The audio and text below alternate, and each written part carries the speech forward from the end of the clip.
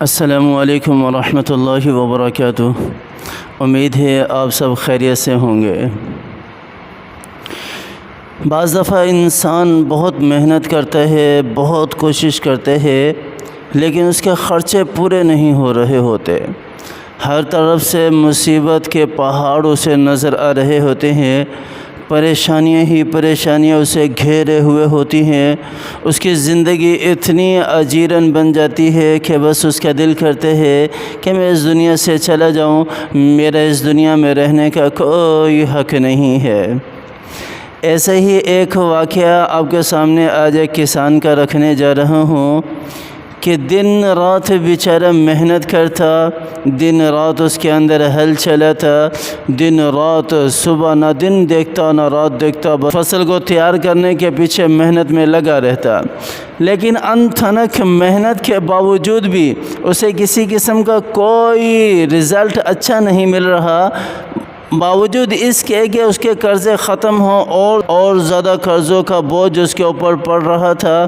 ایک دفعہ تو ایسا کرنا ہوا کہ گھر پہ کھانے کے لیے بھی کچھ نہیں تھا، گھر پہ کھانے کے لیے بھی کچھ نہیں تھا، تو اس نے سوچا کہ کسی عالم سے ملا جائے، کچھ پوچھا جائے کہ شاید کوئی مسئلہ حل ہو جائے۔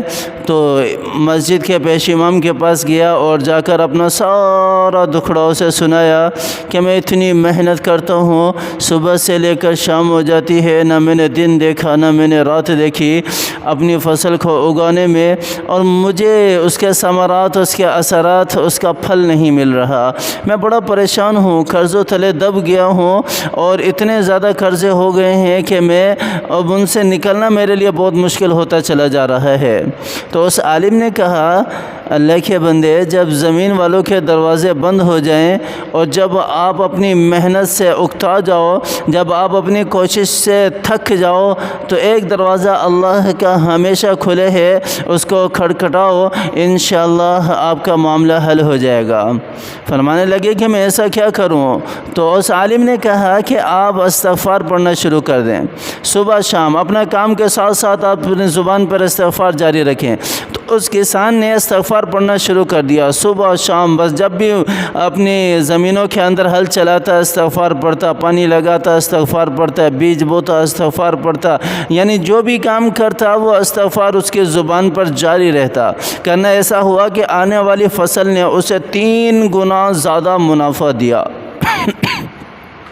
اسی استغفار کے اوپر 3 گنا زیادہ منافع دیا، اور اللہ تعالیٰ نے اس کے سارے قرضوں کا مسئلہ بھی حل فرما دیا، اور جتنی پریشانیاں تھیں وہ بھی ساری کی ساری ختم فرما دی۔ اللہ تعالیٰ نے ایسے ہی تو نہیں قرآن میں کہا نا، سورہ نوح کے اندر وَيَجْعَلْ لَكُمْ جَنَّاتٍ وَيَجْعَلْ لَكُمْ أَنْهَارًا، کہ جو بندہ بھی ذکر استغفار کثرت سے کرتا ہے، اللہ تعالیٰ اس کے کھیتوں کو، اس کے زراعت کو سرسبز و شاداب کر دیتے ہیں، گھنے باغات دے دیتے ہیں، اس کے اندر نہریں جاری کر دیتے ہیں، مال و دولت عطا فرما دیتے ہیں۔ تو میرے بھائیوں اور دوستوں، بزرگوں اور ہماری ماؤں بہنوں، اپنے مسائل اللہ کے سامنے رکھیں اور کثرت سے استغفار کرتے رہیں۔ اللہ تعالیٰ کی ذات انشاءاللہ ہمارے سارے مسائل حل فرما دے گی، لیکن اخلاص ہونا چاہیے، اخلاص ہونا چاہیے۔ اللہ تعالیٰ کی ذات مجھے بھی اور آپ کو بھی کثرت سے استغفار کرنے کی توفیق عطا فرمائے، آمین ثم آمین۔